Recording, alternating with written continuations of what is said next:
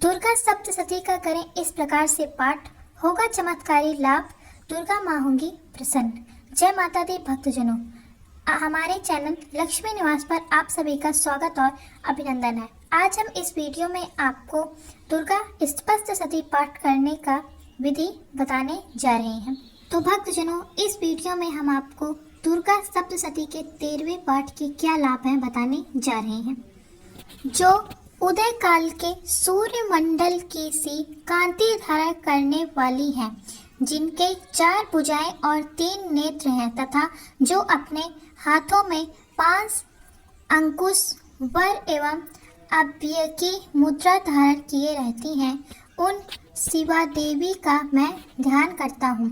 ऋषि कहते हैं, सज्जन, इस प्रकार मैंने तुमसे देवी के उत्तम महात्म्य का वर्णन किया, जो इस जगत को धारण करती है। उन देवी का ऐसा ही प्रभाव है, वे ही विद्या ज्ञान उत्पन्न करती हैं। भगवान विष्णु की महास्वरूपा उन भगवती द्वारा ही तुम ये वैश्य तथा अनन्यास्य विवेकी जन मोहित होते हो, मोहित हुए हैं तथा आगे भी मोहित होंगे। महाराज, तुम उन्हीं परमेश्वरी की शरण में जाओ। आराधना करने पर वे ही मनुष्यों को भोग, स्वर्ग तथा मोक्ष प्रदान करती हैं। मार्कंडेय जी कहते हैं, कैटोक जी, मेधा मुनि के ये वचन सुनकर राजा सुरथ ने उत्तम व्रत का पालन करने वाले उन महाभोग महर्षि को प्रणाम किया। वे अत्यंत ममता और राज्य पहाड़े से बहुत खिन्न हो चुके थे। महामुनि इसलिए विरक्त होकर वे राजा और वैश्य तत्काल तपस्याओं को चले गए और वे जगदम्बे के दर्शन के लिए नदी के तट पर रहकर तपस्या करने लगे। वे वैश्य उत्तम देवी सूक्त का जप करते हुए तपस्याओं में प्रवृत्त हुए। वे दोनों नदी के तट पर देवी की मिट्टी की मूर्ति बनाकर पुष्प, धूप और हवन आदि के द्वारा उनकी आराधना करने लगे। उन्होंने पहले तो आहार को धीरे धीरे कम किया। वे बिल्कुल निराहार रहकर देवी में ही मन लगाए एकाग्रता पूर्वक उनका चिंतन आरंभ किया।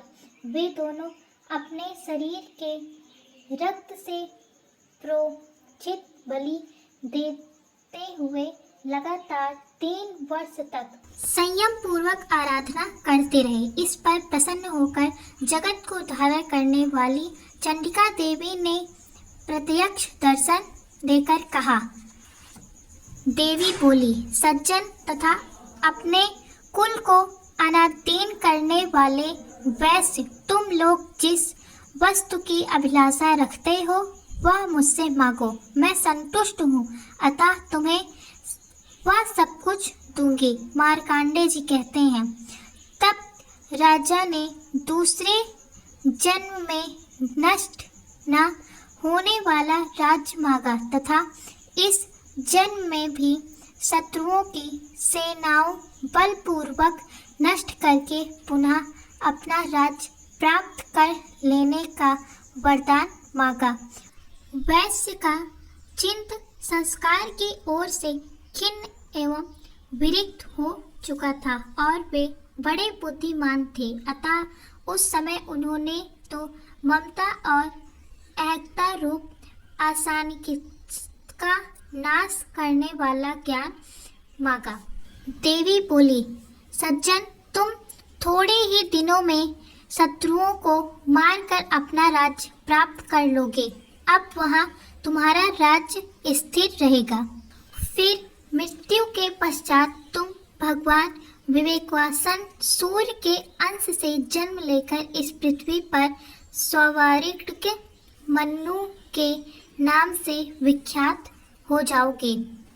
वैश्वर, तुमने भी जिस वर को मुझसे प्राप्त करने की इच्छा की है उसे देती हूँ। तुम्हें मोक्ष के लिए ज्ञान प्राप्त होगा। मार्कंडेय जी कहते हैं, इस प्रकार उन दोनों को मानवांचित वरदान देकर तथा उनके द्वारा भक्तिपूर्वक अपनी स्तुति सुनकर देवी अंबिका तत्काल अंतर्धान हो गई।